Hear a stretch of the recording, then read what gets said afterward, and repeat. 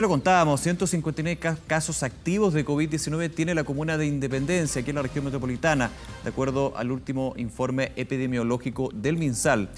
La autoridad sanitaria informó que a partir de mañana a las 22 horas se amplía la cuarentena en el sector, en la comuna. Vamos a conversar sobre cómo se enfrenta a esta nueva cuarentena. Tomamos contacto esta hora con el alcalde de Independencia, Gonzalo Durán. Alcalde, ¿cómo está? Muy buenos días. Hola, muy buenos días a ustedes.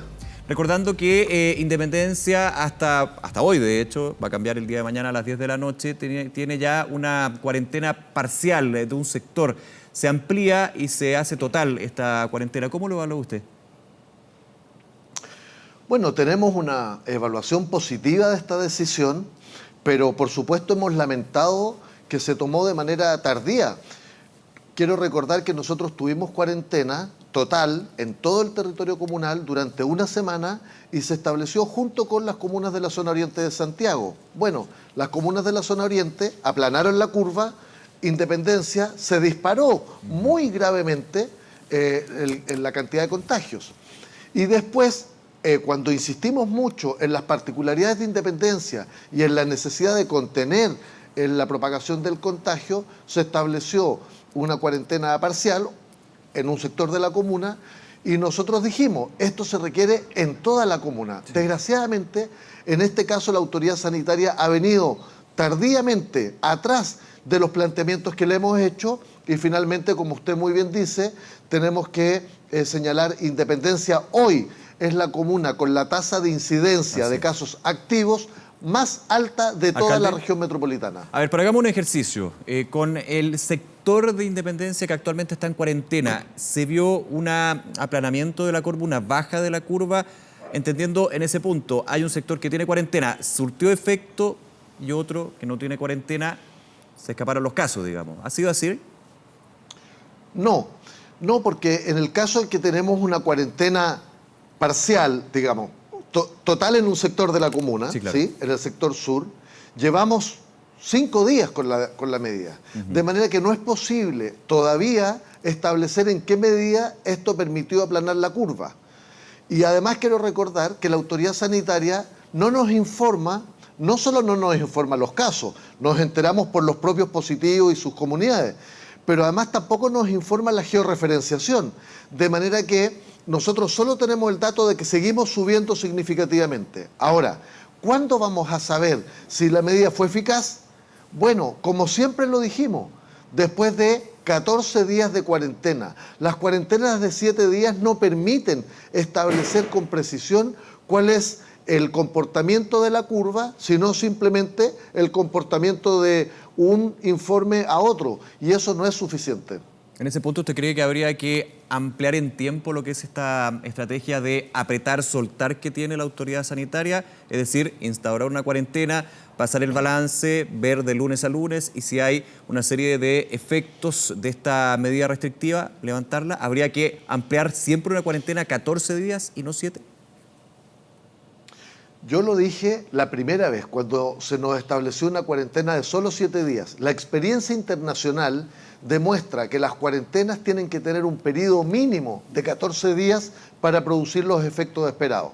Nosotros creemos que en el caso de Independencia, si se establece una cuarentena de 14 días, efectivamente vamos a lograr contener el contagio, enfrentar las condiciones sanitarias que produce el contagio en nuestra comuna, con muchos sectores con altos niveles de hacinamiento. En fin, necesitamos contenerla y eso solo es posible de esta manera.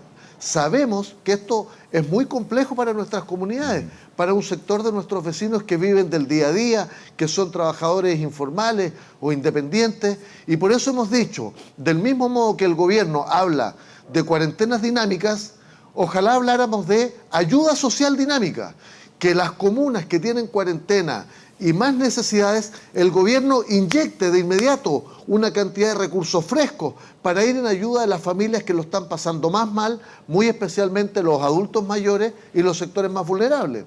Claro, de hecho también lo ha postulado el alcalde de Puente Alto, que es Marco Medina, de que si se instala una cuarentena, perfecto, pero tiene que venir con un colchoncito, podríamos decir, con un apoyo para el municipio y que sea traspasado a las familias que no deben salir de sus casas, que tienen que salir de sus casas para ir a trabajar, y eso justamente es un tema que complica. En ese tema y en ese punto, pensando desde el punto de vista de los recursos, que no son ilimitados, que son escasos, especialmente en una crisis sanitaria, ahí uno podría entender que desde la autoridad de gobierno se establece esta cuarentena de 7 días, pero en lo práctico, claramente aumentar los días sería mejor. El punto es, que lo ha dicho la autoridad, las cuarentenas son dinámicas porque hay un tema de que hay que salir a trabajar, la gente tiene que salir a trabajar, el punto del hacinamiento y por sobre todo también que las personas, pasado ya un tiempo, empiezan a no respetar tanto la cuarentena. Claro, pero esa interpretación del gobierno, si me lo permite, es completamente abusiva, porque significa que cuando en las comunas de la zona oriente necesitamos establecer cuarentena, dado que no tienen grandes problemas económicos para sostenerla, se la mantenemos 21, 30, 40 días, como en el caso de una parte de Ñuñoa. Cuando en los sectores más vulnerables se requiere cuarentena por razones sanitarias, como por razones económicas no es posible sostenerlo, entonces tengamos los poquitos días en cuarentena. La solución es mantengamos la cuarentena sanitaria necesaria, pero inyectemos recursos. Eso es focalizar los recursos del Estado en quienes más lo necesitan, para que la crisis no la paguen con su salud o con sus vidas los sectores más vulnerables.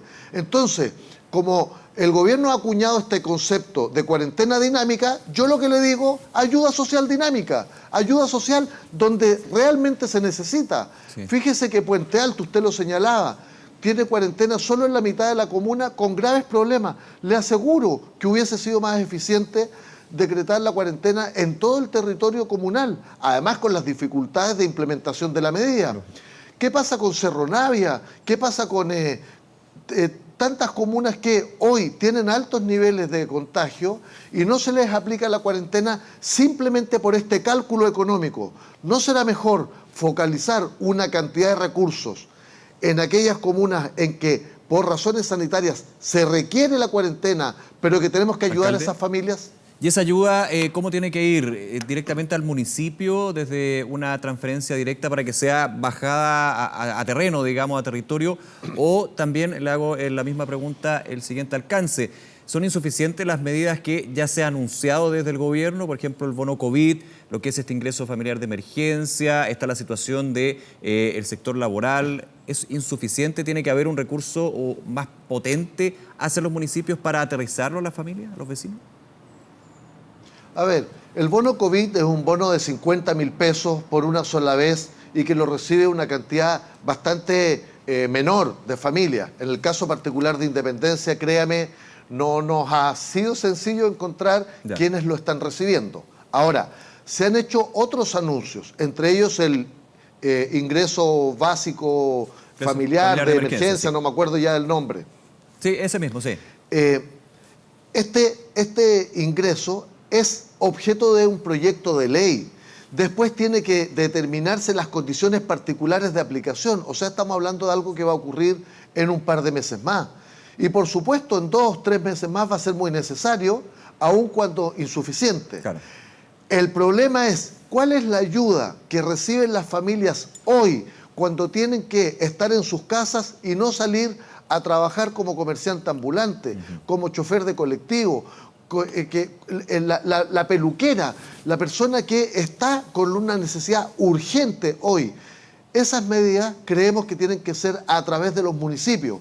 Los municipios hacemos un esfuerzo y ponemos recursos, pero estamos en una situación financiera muy compleja también. Hay que recordar que los ingresos de los municipios se han resentido de manera que más o menos el 70% de los recursos normales que tienen los municipios hoy no los tenemos. Entonces, todo lo hemos volcado a un grupo muy minoritario. Y por tanto, el gobierno tiene que inyectar a los municipios recursos inmediatos para sostener a aquella gente que, perdón que lo diga de esta manera, puede estar pasando hambre hoy. Claro, y es la realidad justamente a la que hay que estar preocupado. Y lo complemento, si me permite, con otros temas de lo que son los recursos municipales. Se aplazaron los permisos de circulación. Es decir, ahí hay una buena noticia para las familias, pero finalmente es plata que llega menos a los municipios. Y también está con la situación de las contribuciones. O sea, vamos sumando, pensando en lo que es el Fondo Común Municipal, que justamente va destinado a las comunas con mayores carencias, con más necesidades. Hay muchas medidas que han aliviado a un porcentaje de la población, pero que han afectado gravemente a los municipios. Y cuando digo a los municipios, no es para satisfacer al municipio, es las cosas que el municipio debe resolver. Por ejemplo, nosotros tenemos que pagar, aunque no tengamos ingresos, a las empresas que hacen la recolección de la basura. ¿Por qué? Porque eso permite pagarle el sueldo a esos trabajadores. Entonces, si nosotros tenemos que seguir pagando el alumbrado público, la recolección de la basura, por supuesto a nuestros trabajadores, a los trabajadores de la salud, que hacen un trabajo extraordinario, bueno, obviamente, en la medida en que se resienten los recursos, nos cuesta enfrentar estas tareas mínimas y básicas, y adicionalmente hemos hecho un esfuerzo muy importante, por ejemplo, para llegar con alimentos a las familias que más lo necesitan. Pero ese aporte que hacemos de alimento es completamente insuficiente, y ahí es cuando yo digo, perfectamente el gobierno podría destinar una cantidad menor para el contexto nacional de recursos, en que diga, esta comuna requiere por razones sanitarias una cuarentena más extendida, pues bien, vamos a inyectarle recursos de manera, por ejemplo, que el municipio llegue a las familias que más lo necesitan. Tenemos las bases de datos, sabemos quiénes son los adultos mayores que viven solos, sabemos quiénes son las familias más vulnerables, sabemos quiénes son las personas informales. En el caso de Independencia, además tenemos una cantidad importante de población migrante que vive al día. Es decir, si queremos que la gente se mantenga en su casa, necesitamos esta ayuda de emergencia. Y ojo, porque esto no se trata solamente de en tal comuna necesitamos aplanar la curva. La ciudad vive de manera interdependiente. El trabajador de Independencia que trabaja en Ñuñoa, en Providencia, en Las Condes, en el retail, se contacta, intercambia con otras personas de la ciudad, y por tanto esto no se trata de aplanar la curva por comuna o en ciertas comunas más vulnerables. Se trata de ir aplanando la curva con el objeto de que en la relación de los habitantes de la ciudad, el conjunto de los habitantes efectivamente pueda enfrentar esta crisis y salvemos vidas. Alcalde de Durán, con estas medidas de confinamiento también hay un punto que es súper preocupante y lo hemos visto y conversado con alcaldes y alcaldesas de distintas comunas, que es la situación de hacinamiento, que muchas veces es evidente y otras veces bastante invisible, y se empieza a visibilizar aún más con esta situación. ¿Cómo estamos en ese punto en particular en Independencia y también cómo se maneja desde el municipio? Bueno, esto es bien complejo efectivamente. Nosotros tenemos dos realidades.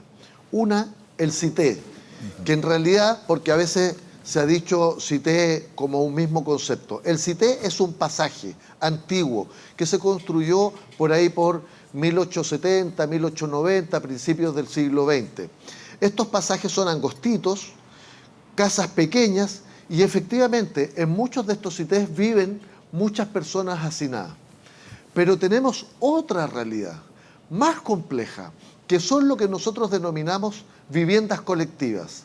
Son casonas antiguas del casco histórico de la ciudad como Independencia, Estación Central, Recoleta, Quinta Normal. Casonas en que en vez de vivir 6, máximo 8 personas que podrían vivir en una vivienda, viven 20, 30 personas. Y eso significa que cuando se produce un caso positivo en esa vivienda, en que comparten un solo baño, una sola cocina, la propagación al interior de la vivienda es exponencial, gravísima. Y mucha gente de las que viven ahí, viven al día, razón por la cual a veces estando contagiados siguen circulando.